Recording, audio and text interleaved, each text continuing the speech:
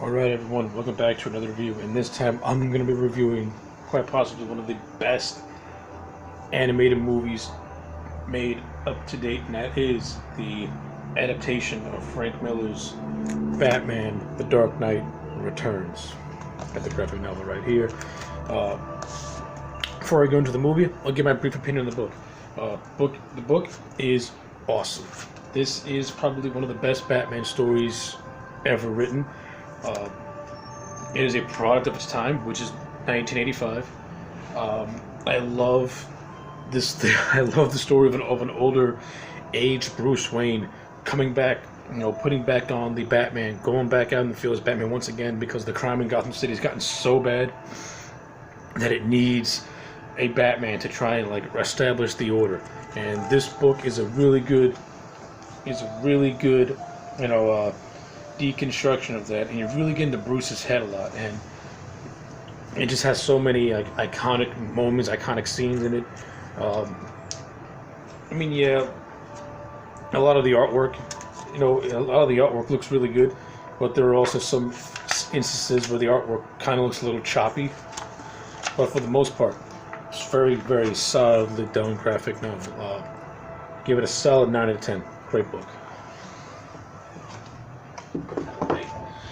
But let's talk about the movie.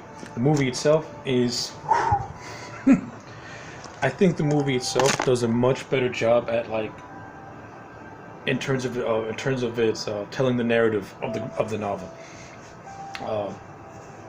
Now in the movie, it changes, it shifts a lot of scenes around, but it does it in a way where it fits the narrative. It makes it flow a little more naturally, which is one of the big positives I give to this movie, is that it takes some scenes. It doesn't cut scenes out. It cuts a couple of scenes out, but it's for the better, because you can't adapt everything from a book. You can't have a lot of padding.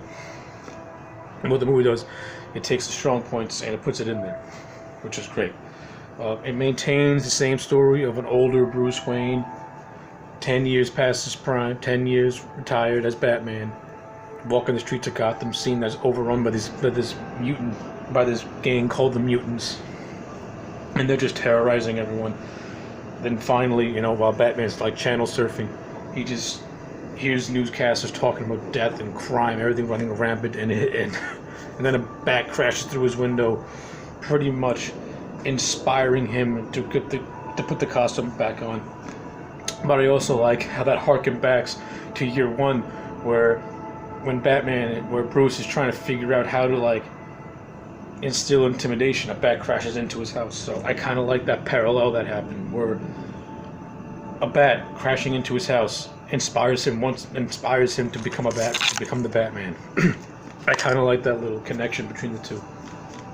And of course, we get the montage scenes of Batman as Bruce Wayne as Batman once again, kicking some ass, taking names. And we also get this nice little chase scene where Batman's chasing down these criminals, and you got cops who are following them too. And one of the cops has probably one of the best lines in the movie, which is, "You're in for a show tonight, kid." After the kid sees Batman, because up to this point Batman's been gone for a long time. So that whole thing was done expertly, and Peter Weller as Batman, awesome. Fucking RoboCop is voicing Batman. How cool is that? I loved every minute of it. And I also love the score, which is done by Christopher Drake. It's so cinematic and harkens back to the Nolan movies and what its score. Beautiful. Serves this movie. You can tell when watching this movie that these people, that the animators, took great pride in this thing, and they really wanted to make it something special. And this is something special. Well, let's continue on. So the first half.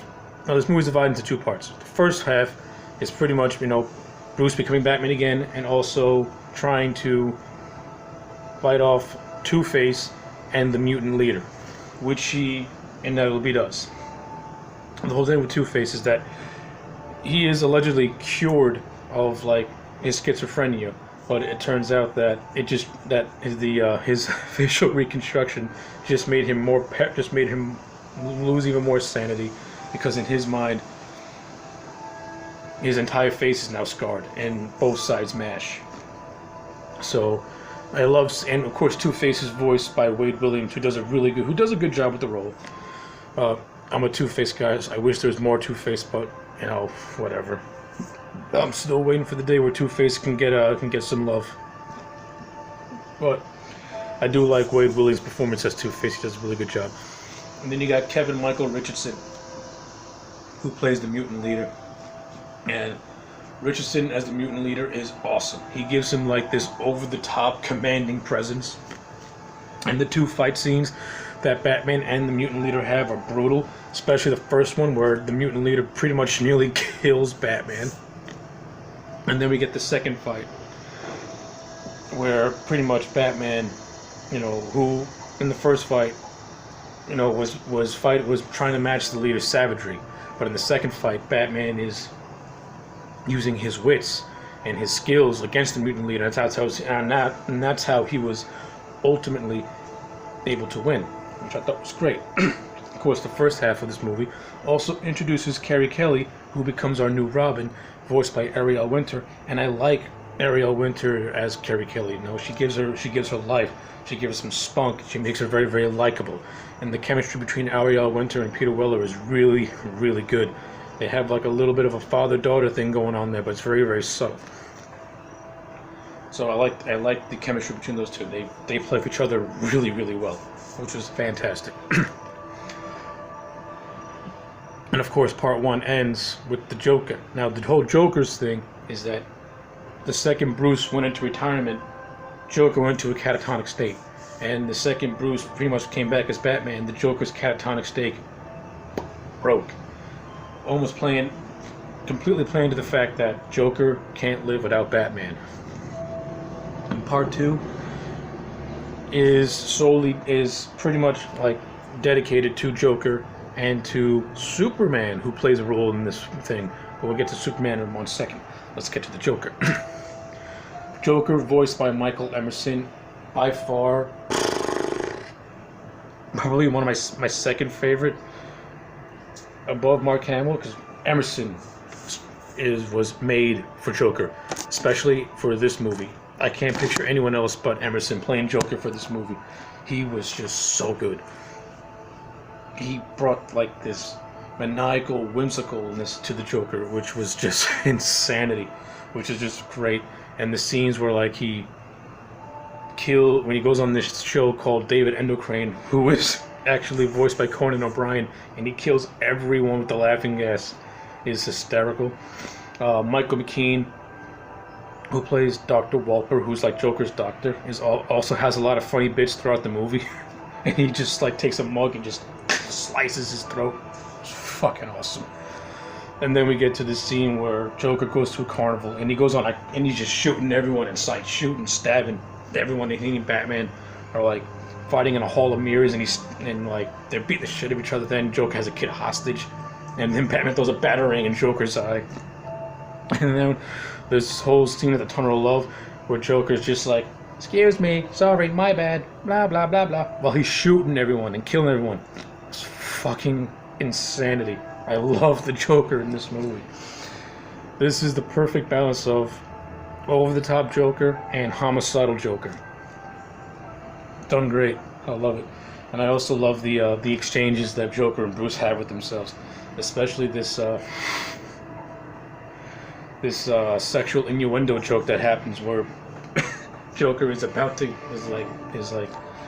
kill Batman. He's like, "Oh, you're not gonna fall asleep on me right before you finish," or something like that. I love her into it. And I also love Joker's how Joker was able to get Batman to crack when he like partially snaps his neck, and then Joker finishes the job. So yeah, the whole section with the Joker is awesome. And of course, while that's happening, you got Captain Yendel, who is taken over for Commissioner Gordon, who is retired. Also has a manhunt for Batman. And parallel to him, Batman chasing Joker, he's also trying to ford off the cops who are on his track too, because this new captain wants to put an end to his vigilante justice. Of course, as the movie progresses, she realizes that Batman is just too big for her to conquer, because Batman is, at the end of the day, for a greater good. And that happens when Superman stops a nuclear holocaust from happening on Koto Maltese, but in so doing so, he creates electromagnetic pulse when the missile explodes in space. But a lot of the world loses power. So Gotham is on the brink of pretty much of disaster. No power, looting's happening. Then Batman, on his high horse, literally on a horse, which is Batman. To me, Batman on a horse is an awesome image. It just looks so cool. But Batman pretty much says, "Tonight, I am the law. Tonight, we are the law."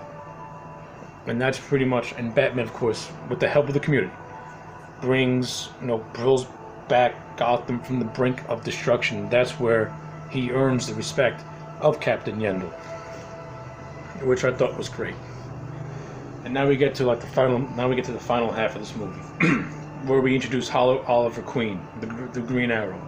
And the reason why Oliver Queen's in here, because earlier on the exhibition, we find out that Superman pretty much took Oliver's arm during like a scuffle or like a fight or something like that. So he wants to join Batman's cause into like teaching the old Boy Scout a lesson, because Superman is pretty much being controlled by the government and by the president, who is Ronald Reagan.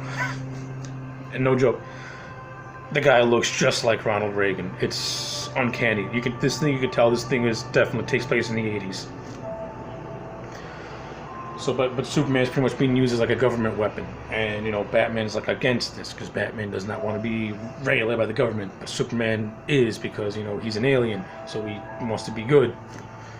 And of course, this is the whole butt of the Batman Superman conflict, which ultimately leads to this big slugfest in Gotham, which is beautiful. It's one of the best fight scenes ever animated. Also, it's how you do a Batman versus Superman fight the right way. See, Batman doesn't have a bloodlust, doesn't have a hatred towards Superman. He hates the fact that Superman is letting himself be controlled by the government, and he also hates the fact that the government wants to control him. That's the conflict of Batman and Superman in this thing, and I love it. I get it. It's a personal thing, and they almost kill each other.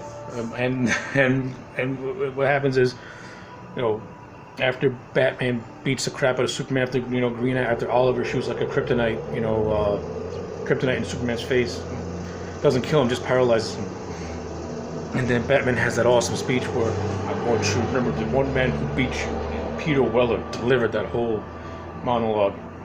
C'est magnifique, beautiful. But of course, Batman, has a heart attack, and is presumed dead. And also, we find, of course, out once Batman dies, Wayne Manor explodes, and Alfred has a heart attack right on the front porch. And then, of course, we find out that Bruce faked his heart attack and is now going to train the mutants, and is going to have Oliver and Kelly on his team to have his army of crime fighters that was going to protect Gotham. And of course, Superman knows that Bruce is still alive, because he can hear his heartbeat, and gives a little wink to Carrie Kelly at the gravesite. So yeah. So that is my review on Batman: The Dark Knight. So yes, I love this movie. The movie's awesome. It's a perfect 10 out of 10. I love it. The voice acting is top notch. Like I said, Peter Weller as Batman is awesome. Michael Emerson kills it as the Joker. Michael McKean as Dr. Wolper and his scenes is hilarious. Wade Williams, though I thought Two-Face was underutilized again, still put on a top-notch performance. The actors who played Gordon and Alfred did their job well. Ariel Winter as Carrie Kelly is very likable and very fun. And like I said, Michael Kevin Richardson is awesome as the mutant leader as well. So yeah, and the animation in this movie looks beautiful. Beautiful, beautiful, beautiful, beautiful. I can't stress how much the animation looks in this movie. It's amazing. So yeah, 10 out of 10. If you haven't watched it, if you haven't watched it and you call yourself a Batman fan, you're really missing out.